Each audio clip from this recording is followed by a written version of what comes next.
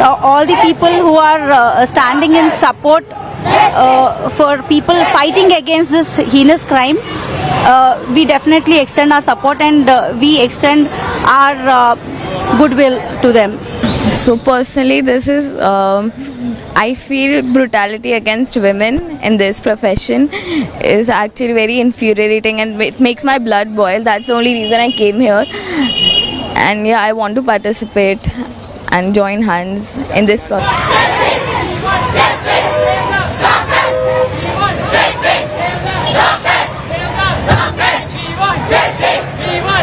घटना दोबारा से रिपीट ना हो, इसको बचाने के लिए हम क्या कर सकते हैं या क्या किया जा सकता है, उसके लिए जो हमारी डिमांड है वो सेंट्रल प्रोटेक्शन एक्ट की है, जो 2022 में लोकसभा में लाया गया था लेकिन उसको किसी वजह से पारित नहीं किया जा सकता था। हम चाहते हैं कि उसका ड्राफ्ट फिर से तैयार किया जाए, उसमें कड़े से कड़े प्रावधान लाए जाएं और सेंट्रल प्रोटेक्शन एक्ट को लागू किया जाए। जिस हॉस्पिटल में महिला डॉक्टर नाइट ड्यूटी कर रही थी वहां सुस्ताने की कोई जगह नहीं है। जिस सेमिनार हॉल में वो आराम करने गई वहां के सीसीटीवी कैमरे खराब थे। जिस पुलिस वॉलेंटियर को वहां सुरक्षा देना था वही हिस्ट्री सीटर ठहरा। और जिस कॉलेज के प्रिंसिपल ही करप्ट था, ऐसे जगह पर क्राइम को कौन रोक सकता है।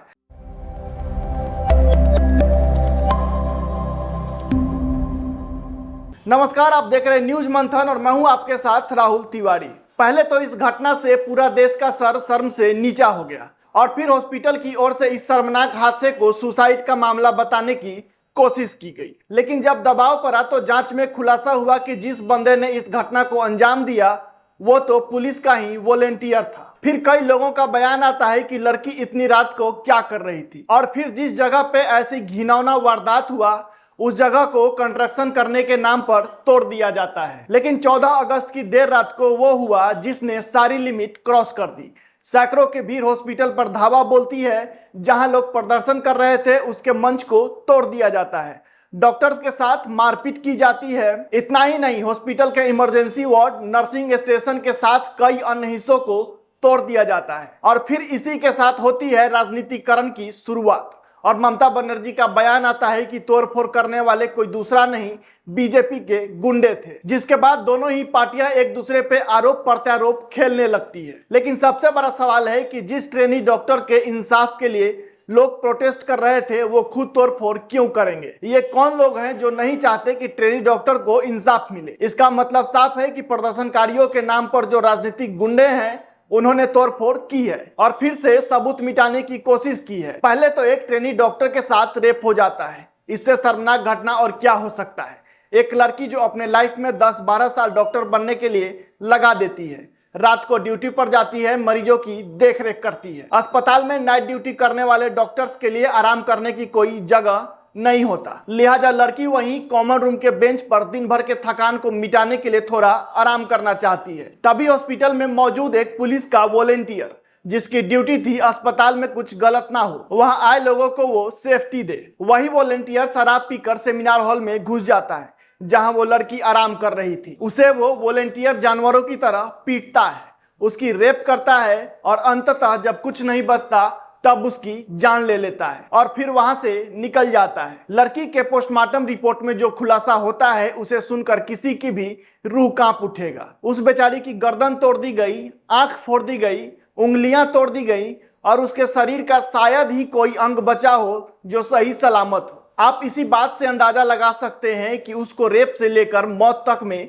कितना तड़पना पड़ा होगा। जब तक उसके शरीर में जान बाकी रहा होगा तब तक वो कैसा महसूस कर रही होगी। अगर किसी के साथ ऐसी दर्दनाक वारदात हो, उसके शरीर का एक एक अंग टूटा हो, उसके शरीर के निचले हिस्से से कपड़ा गायब हो, ये सब देखने के बाद कौन मूर्ख होगा जिसको ये पता नहीं होगा कि उसके साथ क्या हुआ है। फिर ऐसी क्या मजबूरी रही होगी कि जब लड़की के परिवार वालों को फोन किया गया तब ये बताया गया कि लड़की ने सुसाइड कर लिया है। ये सब सुनकर किसका खून नहीं खौलेगा। एक लड़की के साथ रेप किया गया, शरीर का हर एक अंग तोड़ दिया गया और अस्पताल कहती है कि लड़की ने सुसाइड कर लिया है। तो वहीं कोलकाता पुलिस का कहना है कि लोग उन पर भरोसा नहीं कर रहे। लेकिन सवाल है कि लोग तुम पर भरोसा भी क्यों करें? तुमने भरोसा करने लायक काम ही क्या किया है? जिस संजय राय पर रेप का आरोप लगा है उसकी क्या क्रिमिनल हिस्ट्री थी ये पुलिस को नहीं पता था। वो इंसान जिसकी 3-3 शादियां हो चुकी हो और फिर तीनों से तलाक भी हो चुका हो। वो अपनी बीवियों को बेरहमी से पीटता था। उसकी बीवी ने पुलिस तक में पिटाई की शिकायत कर रखी थी। क्या ये पुलिस को नहीं पता था? वो दारू पीता था, हिंसक पोर्न देखता था, ड्रग लेता था, अस्पताल में एडमिशन दिलाने के बहाने लोगों से रिश्वत लेता था। यानी कि जिस इंसान को जेल के पीछे होना चाहिए था, उसी इंसान को पुलिस चौकी पर बैठा दिया गया। और फिर कहती है कि लोग हम पर भरोसा नहीं कर रहे। क्यों करेंगे भरोसा? करने लायक तुमने छोड़ा ही कहां है। आपको बता दें कि संजय राय कोलकाता पुलिस में नहीं था। वो कोलकाता पुलिस का वॉलेंटियर था।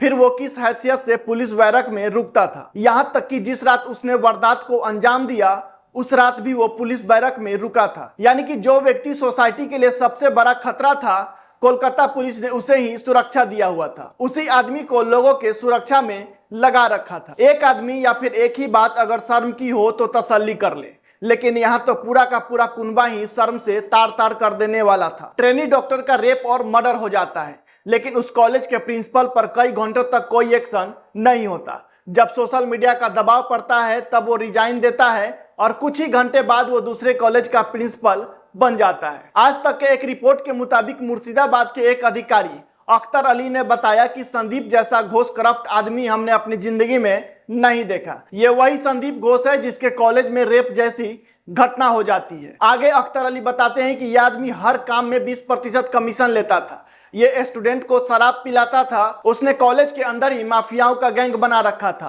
अख्तर अली ने कहा कि मैंने खुद इस आदमी के खिलाफ शिकायत दर्ज की थी, मगर कुछ नहीं हुआ। हमें नहीं पता कि इस इल्जाम में कितनी सच्चाई है, मगर ये 10% भी अगर सच निकली तो इससे ज्यादा बुरा क्या हो सकता है। देश दुनिया से जुड़ी ऐसी तमाम खबरों के लिए इस वीडियो को शेयर करें, हमारे चैनल को सब्सक्राइब करें। जय हिंद।